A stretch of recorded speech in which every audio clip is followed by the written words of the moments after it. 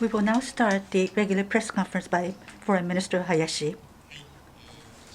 Yes. First,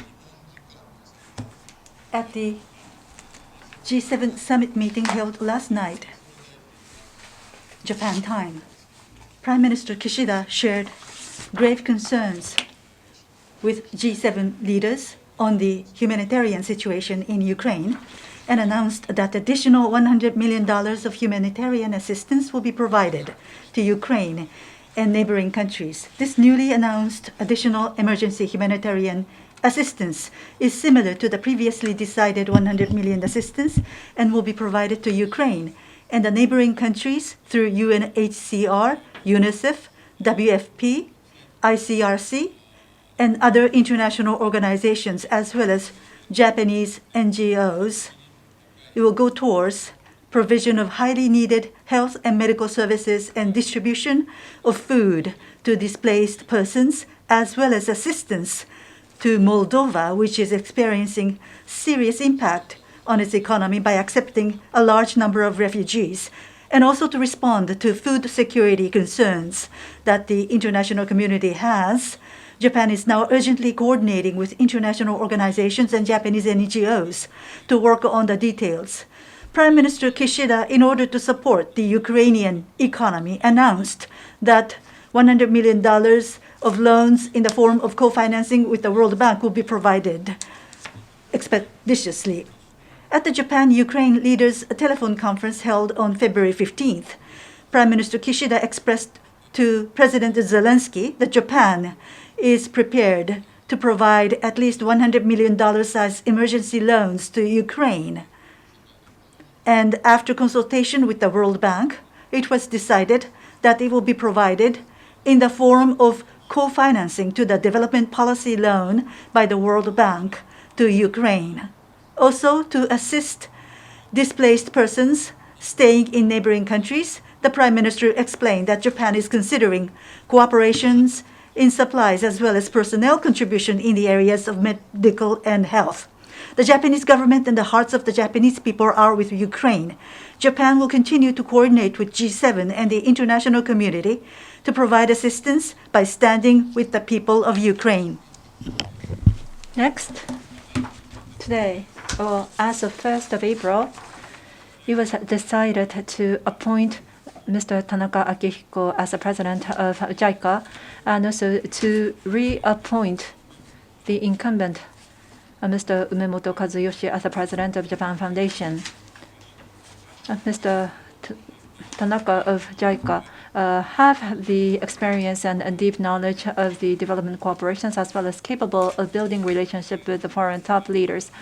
And with having a good balance and sense between the practice in the field as well as the academicism, we expect him to dynamically reactivate JICA. With regard to Mr. Umemoto of Japan Foundations as the incumbent president, he do have the issue recognitions of the challenges that needs to be undertaken as a president, and he is equipped with knowledge and coordination capability, which is indispensable to run the organizations that have the overseas offices. We hope that he will continue to leverage his knowledge and capability so as to strongly drive the Japan Foundation.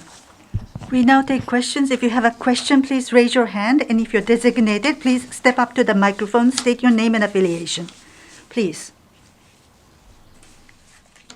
Miki-san from Nikkei. Nikki from Nikkei. A question about Ukraine. Russia may use biological and chemical weapons in Ukraine, and that reference was made by the Prime Minister in a media huddle as well. What is the view and how is it going to be responded? The Russian military in various places in Ukraine continuing fierce attacks. It has attacked schools and hospitals and houses. There are so many casualties amongst the civilian people. Citizens and civil facilities attacks are in violation of international law. It cannot be justified. We condemn it strongly. As for the prospects of the warring situation, I refrain from making speculation, but if I may talk about biological, chemical, and nuclear weapons, the Japanese government believes that it should not be tolerated to be used in any place or by anyone or under any circumstances. And Japan is the only country that suffered atomic bombing in war, and we know how inhumane the weapon is. So there should be no threat or use of nuclear weapons under any circumstances. Now, at the statement made at G7 leaders meeting yesterday, G7 has recalled Russian obligations under international treaties that Russia is a party of, and it has expressed to condemn their unjustified disinformation campaign by Russia. Anyone? Sawai-san from TV Asahi. Sawai from TV Asahi. Now, with regard to North Korea that is continuously launching the missile and additional sanctions, now, inclusive of the UN Security Council, the resolute actions are to be taken. That's what you have mentioned. Russia, China is a permanent member to UN. Now, under the Ukraine situations, to take the concerted action seems to be difficult. And how do you perceive the situations? And US has announced the individual sanctions to individuals as well as the entities in North Korea. Is Japan ready to take the unique sanctions of cooperating with U.S.? On 24th, yesterday, North Korea has launched the new type of ICBM level ballistic missiles.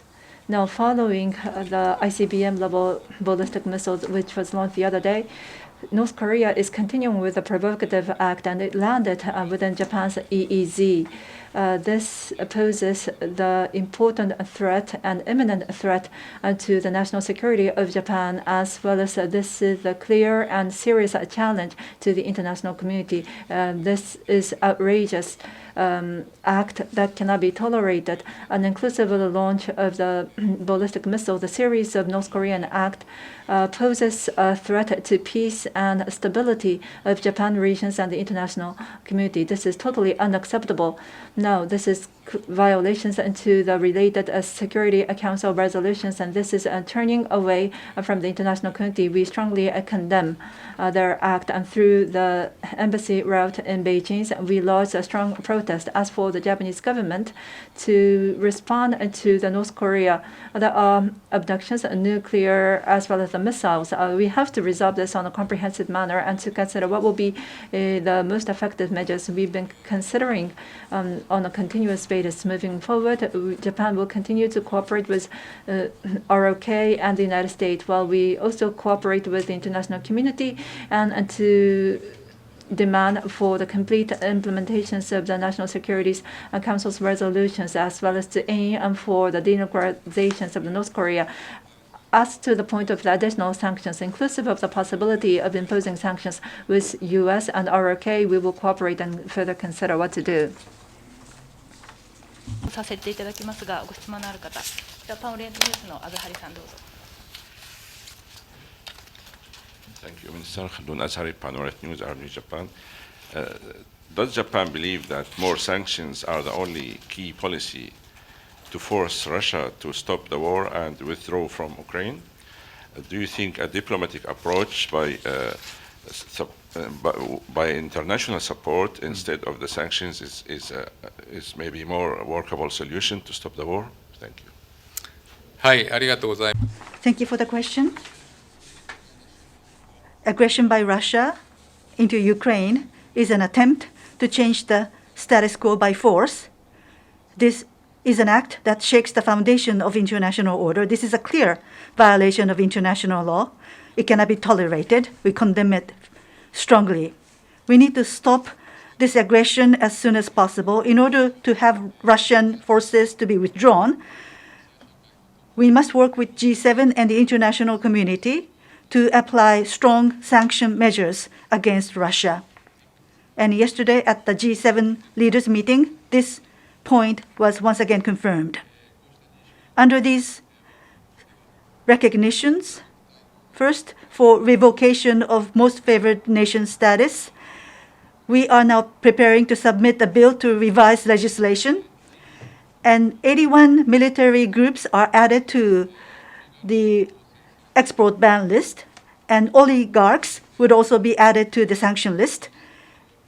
And early next week, we will introduce the export ban measure of luxury goods. And in order to deal with sanction avoidance using digital assets, we are now making preparations to submit bill to revise legislation. And today, measure to freeze assets belonging to Russian parties, as well as ban of exports to designated Russian groups, as well as ban of export of luxury goods. That cabinet decision was taken. And we will continue to work with the international community and G7 to take appropriate measures. And we have run out of time. This concludes the press conference. Thank you.